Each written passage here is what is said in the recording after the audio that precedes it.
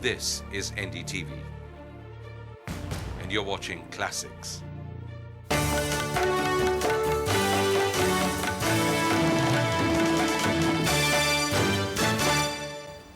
On Eye to Eye, we have with us today Mr. Prakash Karat, one of the youngest members of the CPIM Poliburo and widely regarded as its ideologue. Welcome to the show. Let me begin with talking about the Lok Sabha elections. Are you approaching these Lok Sabha elections with a difference, a pro-Congress bent? It's not a question of a pro-Congress or anti-Congress tilt or anything.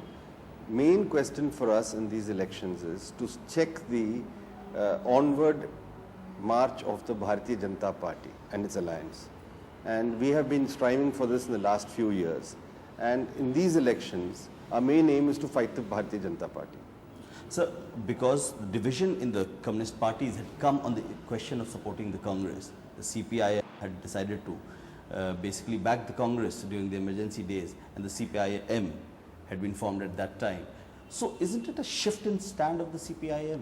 No, the shifts take place according to the shifts in national politics. When the party divided in 1964, the discussion and the debates were focused on who is controlling state power in India. The difference between us and the CPI was around that question. We have always made a distinction between the Congress and parties like the BJP today or earlier the Janasangh. There's no difference in the United Party, the CPI also on this. We considered the Janasangh in those days more reactionary than the Congress. And there was no difference in the CPI or CPIM, in the United Party, the two sections on this question. So that is just a superficial reading, I think, of the situation.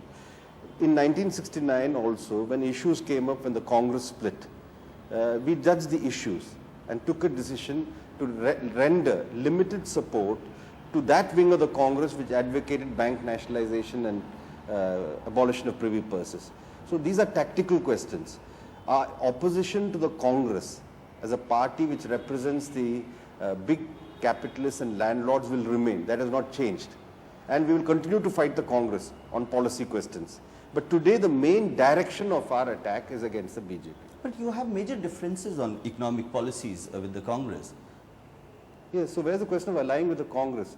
We have greater differences with the BJP today on economic policies and on its communal policies. In fact, the BJP represents a combination of both. Sir, but you are ready to support a Congress government if there is a possibility. So, no, we are not taking that position. We have said in our election manifesto, our aim is to ensure there is a secular government at the center. Now, what is the nature of that secular government? What will be the character of that government cannot be decided today. It will be decided after the elections. So we have not given a blanket check, a blank check to the Congress that you form the government and we'll support it. Not at all. Is there a possibility, hypothetically, sir, if no party is in a position to form the government, next government, will you ally with the Congress and join the government? There's no question of allying with the Congress before or after the elections. I can make it clear to you. I told you we consider the Congress party in class terms as a party representing those classes who we want to fight. So there's no question of allying with the Congress. As far as sharing power is concerned, that is more remote. So there is no sharing power. That means if there is a possibility of a secular government, you will help Congress from outside to form the next government. You're equating a secular government to a Congress government. I'm not making that definition. Okay. But a specific question is, sir, if Congress is in a position with your help from outside, if it's in a position to form the next government, will you help it form the next government? It depends. I cannot say.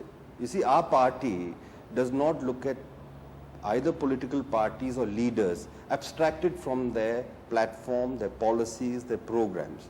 We are a serious party. We take even our manifesto seriously, unlike other parties. So questions of government and policies will be determined taking into account everything. As I said, there's no blanket support to any party after the elections. But certainly Congress is more acceptable than the BJP. I would put it the other way around. The Congress is of lesser harm today for the country than the BJP. It's not acceptable.